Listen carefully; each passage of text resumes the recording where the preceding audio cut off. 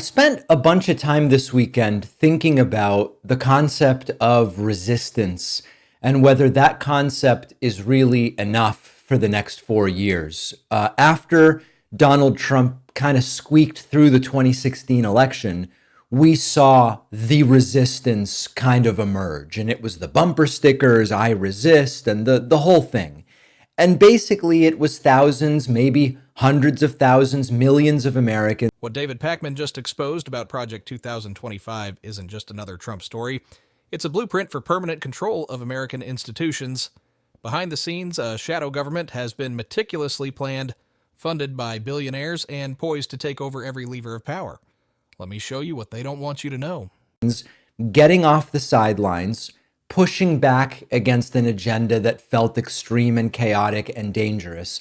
And the thinking sort of was for Trump's first term, if we can hold Trump's worst impulses at bay for 4 years, we'll restore some kind of normalcy. Let's endure this bizarre and dangerous chapter. Then the country will come to its senses. And it sort of did happen in the sense that Donald Trump was defeated in 2020 by Joe Biden.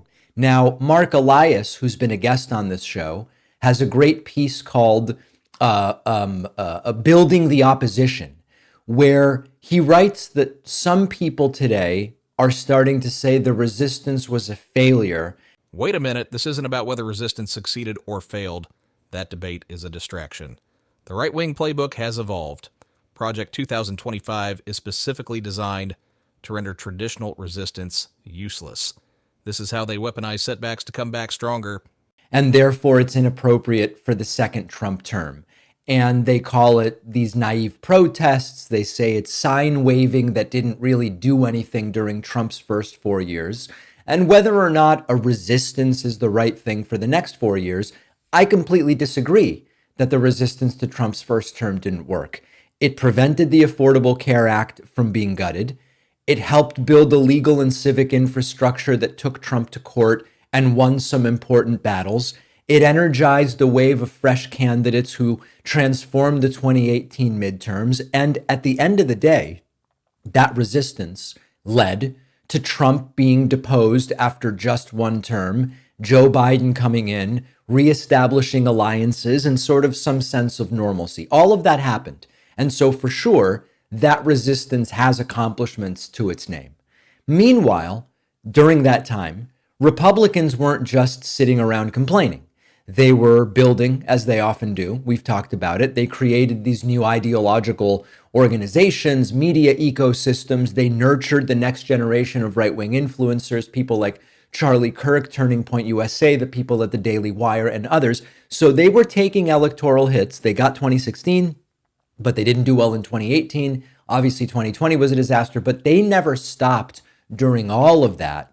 They never stopped mapping out what is the next thing? What might a Trump second term look like? Project 2025 was quietly in the works while Biden was president. Here's the proof. While progressives were celebrating Biden's win, right-wing think tanks like the Heritage Foundation were quietly preparing a fully operational shadow government. They have a roster of 47,000 trained operatives ready to infiltrate every federal agency. This isn't just politics, it's a coup in slow motion. And now they won.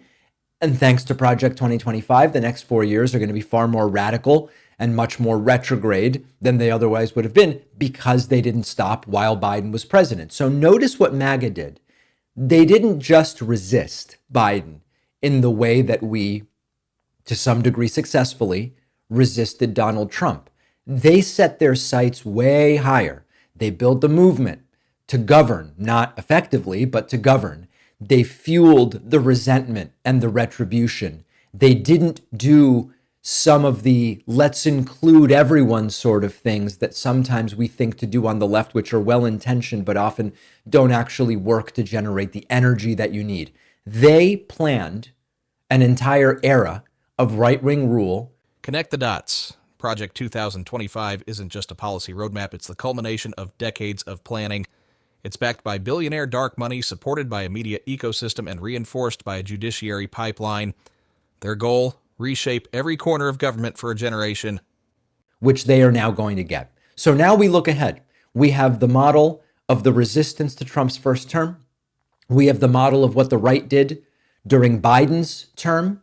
And now we can't just sit around hoping Trump and Trumpism collapse on their own, because they are starting to make changes and set up an administration that is going to endure beyond Trump by virtue of the changes they want to make to the judiciary and to the way that career bureaucrats are handled by the federal government and all of these different things. So without a doubt, even though I believe the resistance does have successes to its name from Trump's first term, we need something more durable and we need something more forward looking. Now, in many democratic countries, they have a term for this called the opposition. The opposition is not a one-off protest. It's not just 4 years of defense the way we, to a degree, successfully ran during Donald Trump's first term.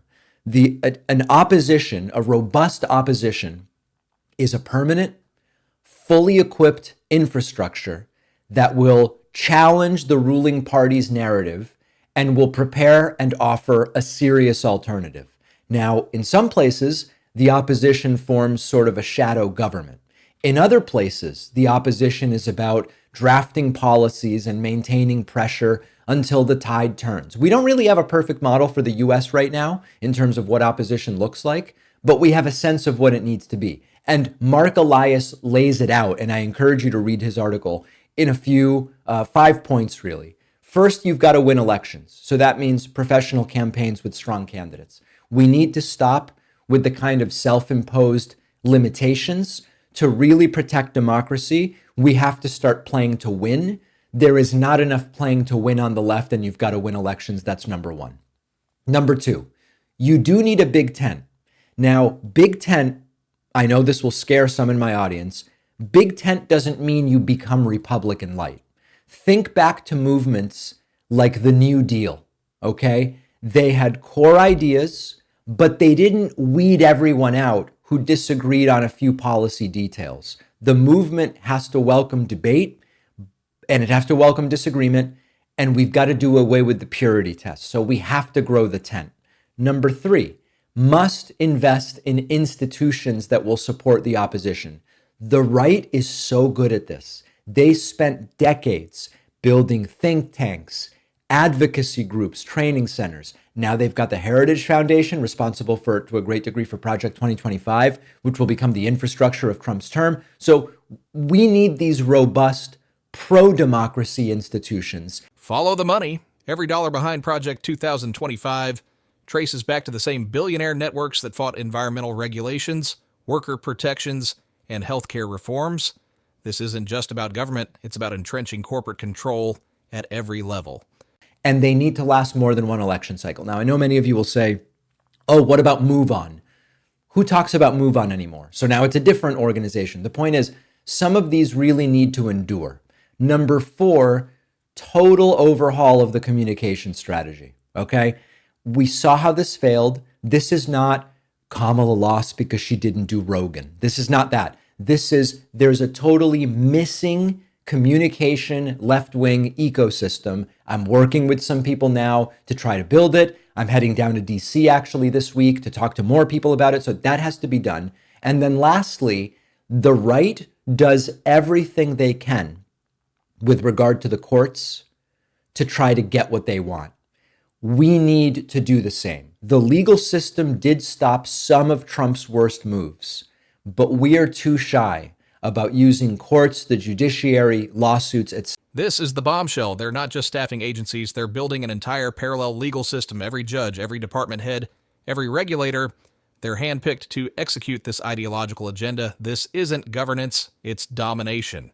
etc. They do it all the time. There are plenty of judges appointed by Democrats in state courts that lean to the left. We need to take advantage of that in the way that Republicans do. So this is just a starting point. This is not the final blueprint. Check out Mark Elias's article. The future of democracy really depends on building a lasting opposition that is ready to take power. The resistance to Trump in the first term successfully resisted a bunch of stuff, but it wasn't ready to take power in the way that we've seen this MAGA movement. They're horrible people, right? Kash Patel and Pete Hegseth and all, but they were ready immediately with people that were going to carry out this vision. I'm committed to it. I'm committed to it, and I'm going to be here. I hope that you will as well. Project 2025 isn't a normal transition. It's a master plan for permanent control. From capturing the courts to dismantling regulations, this is a generational power grab that could outlast any single presidency. If you're ready to expose this shadow government, smash that subscribe button. Drop Expose 2025 in the comments to stand against this takeover.